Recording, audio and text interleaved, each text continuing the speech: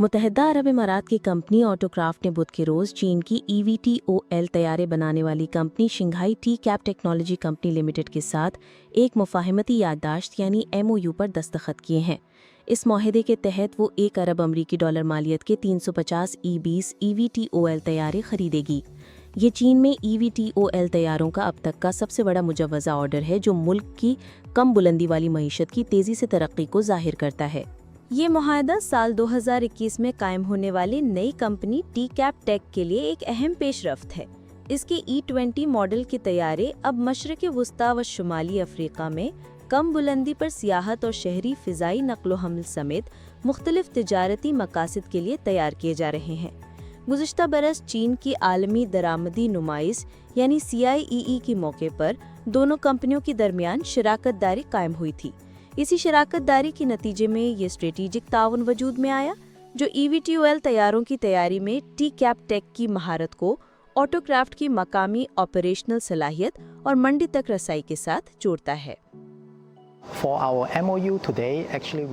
آج ہونے والی اس مفاہمتی یادداشت کے تحت ہم اپنے شراکت دار آٹوکرافٹ کے لیے 350 طیاروں کے آرڈر پر دستخط کر رہے ہیں۔ یہ طیارے 3 مراحل میں استعمال کیے جائیں گے۔ پہلا مرحلہ ابوظہبی اور اس کے آس پاس کے علاقوں پر ہوگا۔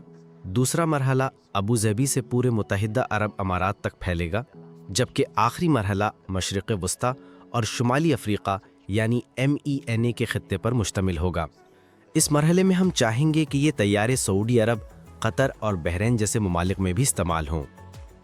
آٹوکرافٹ نے اس شراکت داری کی بڑی وجوہات کے طور پر ٹی کیپ ٹیک کی ٹیکنالوجی کی پختگی اور اس کے حفاظتی اقدامات پر اعتماد کو اجاگر کیا ہے۔ ٹی کیپ ٹیک نے اس معاہدے کو اپنی عالمی توسیع کے لیے ایک اہم پیش رفت قرار دیا ہے۔ ماہرین کا کہنا ہے کہ چین کی کم بلندی والی معیشت اس وقت تیزی سے ترقی کر رہی ہے۔ اس شعبے میں طیارہ سازی اور پروازوں کی خدمات میں غیر معمولی پیش رفت ہو رہی ہے۔ کاروباری استعمالات کے بھی نئے مواقع سامنے آ رہے ہیں اور صنعتی سلسلہ مضبوط ہو رہا ہے اور جدت پسندی کی رفتار بھی نمایاں طور پر تیز ہو گئی ہے۔